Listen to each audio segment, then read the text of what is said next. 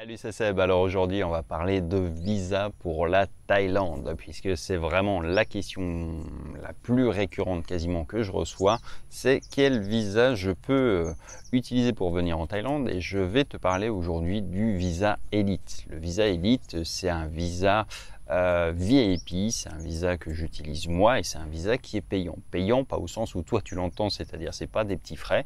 Un visa Elite, ça vaut au minimum 500 000 bahts pour 5 ans. Et qu'est-ce que ça te permet d'avoir? Eh bien, la possibilité de rester 1 an à chaque passage aux frontières, directement stampé sur ton passeport et donc de t'installer vraiment en Thaïlande. Alors pourquoi ce visa il est intéressant et pour qui il est intéressant surtout? Il est intéressant pour des gens qui ne peuvent pas avoir un visa retraité notamment et qui n'ont pas le temps pour aller faire un visa étudiant. Le visa étudiant, c'est la solution quand tu n'as pas d'argent. Le visa retraité, c'est la solution de facilité quand tu as plus de 50 ans. Tu peux avoir un visa quand tu es marié, etc. Mais bon, bref, c'est beaucoup de paperasse, c'est beaucoup de choses. Et le visa élite, eh ben, c'est un visa pour les touristes fortunés. Disons qu'il était pensé comme ça et ça te permet simplement, voilà, avec des formalités minimales extrêmement réduites, de pouvoir vraiment t'installer en Thaïlande et d'y rester autant que tu veux pendant une période de 5 ans. 5 ans, tu achètes ton droit de rester sur le territoire pendant 5 ans. Alors, la plupart des gens me disent « Ouais, mais 500 000 bahts, c'est une somme. » Oui, c'est vrai, c'est une somme, c'est de l'argent. Alors, il faut comprendre quand même que c'est relatif. C'est-à-dire que finalement, 500 000 bahts, quand tu le regardes à ce que ça te coûte sur un mois, c'est pas aussi cher que ça. On est sur, je sais plus, 250, on va dire 250 $ par mois en gros. Et avec ça, eh bien, qu'est-ce que ça te permet de faire? Ça te permet de résider en Thaïlande. Résider en Thaïlande, ça veut dire que tu vas avoir un appartement moins cher que ce que tu payes peut-être en France ou en Europe où là tu habites actuellement. Tu vas pouvoir payer tes impôts en Thaïlande et ça va te permettre également d'optimiser ta fiscalité, donc de payer moins d'impôts, beaucoup moins d'impôts, donc tu peux te le rembourser directement avec ça. Tu vas pouvoir profiter en fait de tout ce qui est en Thaïlande, c'est-à-dire que à chaque fois que tu vas au restaurant en Thaïlande, bah, si tu es déjà venu, tu connais les prix, c'est-à-dire qu'un bon restaurant, tu vas peut-être dépenser l'équivalent de 10 €, un très bon restaurant, tu as évidemment des 5 étoiles où c'est plus cher, mais tout est beaucoup moins cher au quotidien que ce que tu dépenses en France ou en Europe. Donc rien que le delta de ce que tu économises te permet largement de le financer. Pense à tout ce que tu dépenses pendant un mois et regarde et fais les comptes, tu vas t'apercevoir que tu dépenses beaucoup d'argent en France. Si tu rajoutes les impôts, tu t'aperçois qu'il y en a encore plus qui disparaît.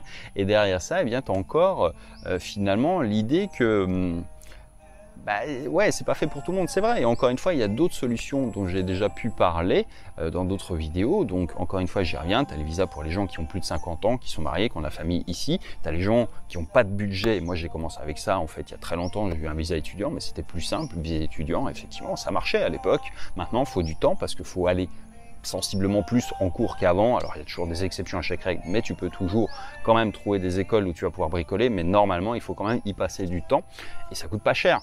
Donc ça c'est une autre alternative. Et puis après voilà, quand tu es comme moi quelqu'un d'occupé, qui a autre chose à faire que d'aller en cours ou etc., j'ai un peu passé l'âge pour ça, et puis qui n'a pas encore l'âge de la retraite, eh bien tu peux utiliser ce type de truc en ayant en tête qu'en fait c'est un coût, mais c'est un coût qui se récupère, c'est un investissement quand tu y penses bien, c'est-à-dire que oui, il va falloir que tu sortes d'un coup tout l'argent. Il y a des visas qui sont plus longs, hein, ça 500 000 par personne. Si tu es marié, il en faut 2. Si tu as une famille, bon, les enfants n'ont pas besoin, mais si tu, par exemple, ça va jusqu'à 20 ans. Donc tu peux prendre à 20 ans, tu as certains programmes immobiliers qui t'offrent un visa dedans. Donc voilà, il y a plein d'options pour le faire, mais en attendant, c'est une des plus simples à déployer parce qu'on ne va pas te demander grand chose et en formalité, en un mois, c'est plié.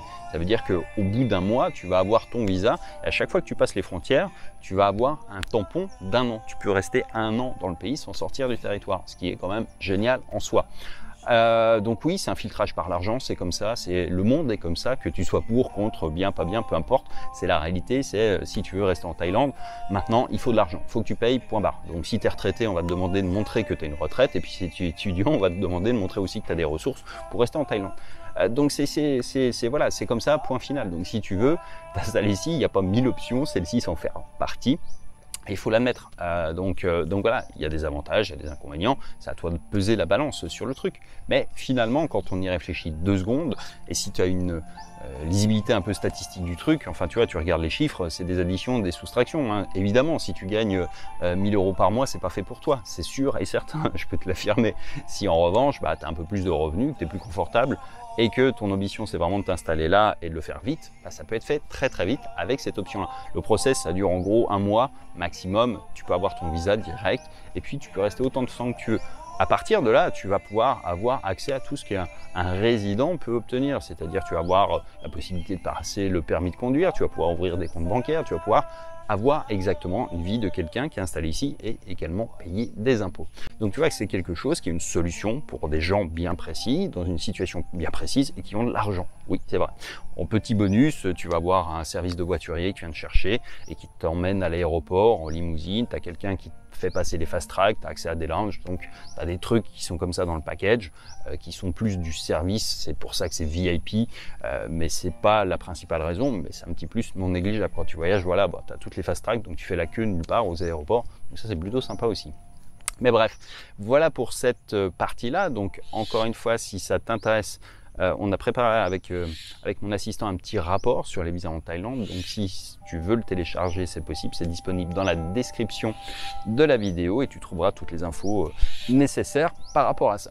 Donc si cette vidéo t'a intéressé, t'a apporté quelque chose, n'hésite pas à laisser en commentaire. Dis-moi si peut-être toi, voilà, tu n'as pas encore l'âge ou peut-être tu veux venir t'installer en Thaïlande. Quel est ton plan?